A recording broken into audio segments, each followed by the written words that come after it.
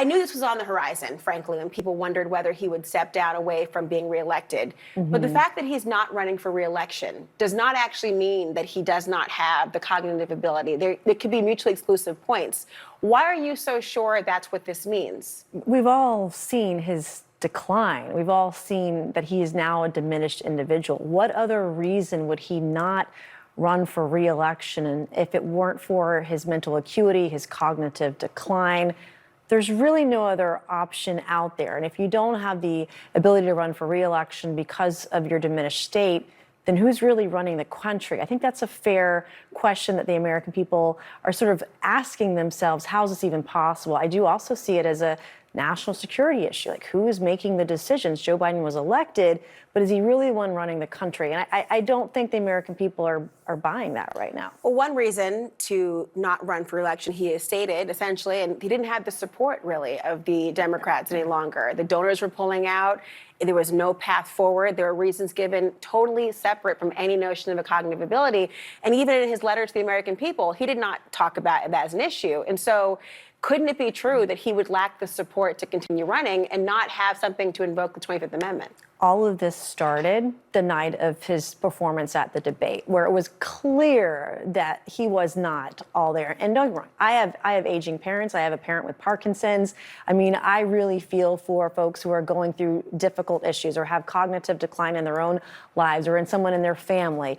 We all saw that. All of this domino effect started when America really saw the real Joe Biden. And the American people aren't buying what's being sold by the administration or by Biden, because we've all seen it with our own eyes. We've seen it now, and I think people feel misled. I feel like the American people feel that they haven't been told the truth by the Biden family and by his administration about his abilities. And now we've seen stories since he decided he would resign from the campaign. We've seen stories from members of Congress who met with him recently or within the last year where he doesn't remember who they are. And we've heard some and read some disturbing stories of some of those examples. So I think it's pretty obvious what's going on here and why it's happening. So let's have an honest and truthful discussion about it. Well, for many, this seems performative, given the process by which you need to remove someone through the 25th Amendment would either require the president to do it himself or for the vice president and a majority of the cabinet to agree to do so and then try to invoke it. It's pretty clear that Vice President Kamala Harris has no intention of doing that based on what you say are the reasons that he stepped down. But I want to speak to the issue of now Vice President Kamala Harris being the person who is likely to be on the top of this ticket. And I do wonder from your perspective how this might change the calculus for the campaign for Trump now that she will likely be the top of that ticket. Well, I don't think it really matters from my perspective. We're 100 days out. I don't think it matters who they put on the top of the ticket, because the vast majority of people right now, the way they're feeling right now in the middle of summer is that they feel misled. They feel lied to. They feel like Biden, his family, the administration, some of those in the mainstream media, that they haven't been honest brokers about what's really been going on behind the scenes. You attribute that to also Vice President Kamala Harris? Yes, absolutely. To everybody in Biden's inner circle. They were all in on it, and it feels like a cover-up. And so when you talk about it in those terms and you see how they kept it hidden from the American people, how do you reinstill trust in the process? I just don't think you can trust whoever they put on the ticket. They've all been part of the cover-up of Joe Biden's decline. Well, they wouldn't just be putting him on a ticket, right? The delegates, it's their prerogative to decide who they would like to be that person. Open convention, and, right. Well, the delegates could have an open convention, or they could decide through a majority prior to that if they were to coalesce around one candidate. They're not beholden to give it over to Kamala Harris, but they very well could.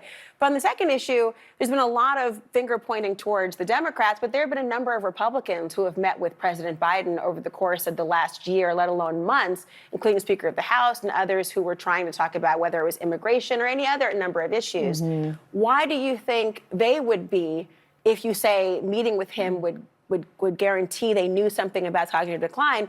Why aren't they also accused similarly? Well, I think that everyone on our side of the aisle has been pretty vocal about what's been going on, trying to talk about it and showing it for at least the last 6 months. I mean, we've been very vocal about it, but you haven't seen that from the other side of the aisle. And I think ultimately at the end of the day, I think there are two types of people in the country. There are people who want and need to be right, and then there are people who want the truth. And, I think people feel like they've been really misled by Biden, by his family, by the administration, by folks on the left who've covered it up. And that's the sentiment that I feel and I see with my voters, particularly those who are unaffiliated. I have a lot of voters in my district that aren't Democrat, that aren't Republican, that are unaffiliated or independent voters. And that's the sentiment that I hear today. Speaking of some of the confusion and frustration that voters do feel, certainly members of Congress today expressed their own level of frustration with respect to a lack of transparency from the Secret Service. There was this hearing today. We've all been hearing about it.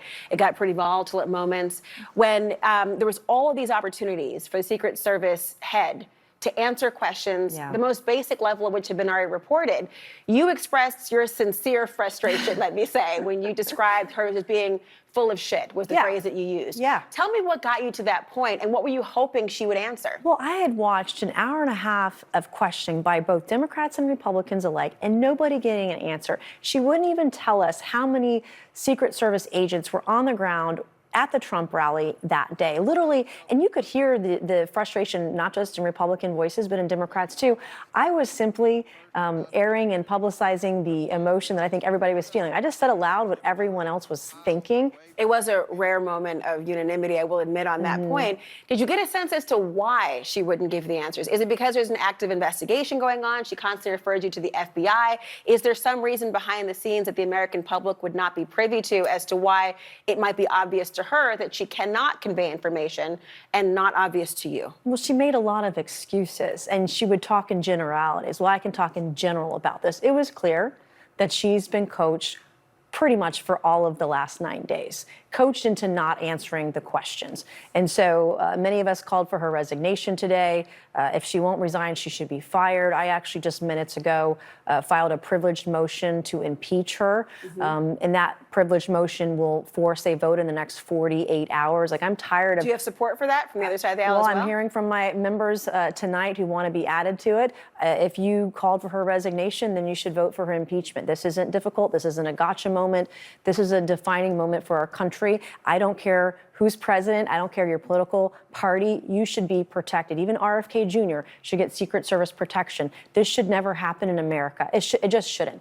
And so we want to make sure that when folks do something wrong, that they're held accountable. She has not been held to account. She is not taking responsibility. She is not being transparent or forward with the Oversight Committee. She has not given a single piece of information to the Oversight Committee that we've asked for. That's wrong. She ought to be kicked out for it. And I expect to get— I hope that we'll get bipartisan support. If us on both sides of the aisle say she's got to go, let's force her to go.